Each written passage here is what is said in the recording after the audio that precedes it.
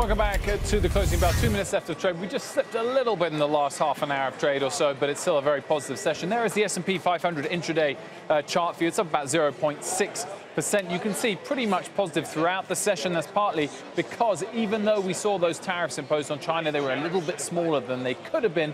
And therefore, we had a good start at the session leading in from Asia and Europe. Germany and France were higher today. Shanghai, even though it had those tariffs placed on it, was up nearly 2%. If we look at the S&P 500 sectors, you can see there's a bit of a bounce back on some of those markets that declined yesterday.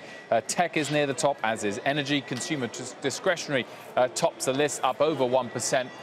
The likes of real estate towards the bottom, and utilities, those sort of slightly more interest rate sensitive and boring sectors. Bob Pisani joins me now. I'm just going to show you the dollar index as well for the last week, because some interesting movement over there. It's stronger today, having been a lot weaker yesterday. As you can see over the week, it's down about 2/3 of 1%. So the story today, smaller tariffs than expected, 10% instead of 25%. A lot of exemptions, the Apple Watch, Fitbit, that's mitigating the impact. And China was up overnight. Again, there was a lot of talk of stimulus over in China, but here we are at the S&P. Remember the old high, 2914 is where we were. That was August 29th. We are just shy of that, as you can see.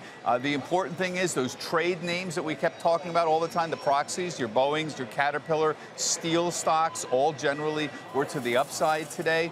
And we had a small breakout in a number of Apple up here too, a small breakout in industrial names. It's not been a big breakout yet, but the industrials are the ones that have been doing really well recently. So we see Union Pacific, Norfolk, they're always on the new high list, but Textron, Dover, Emerson, also hitting new highs today. And there goes the bell, Bob, and it is a 200-point gain for the Dow, just shy of 200 points.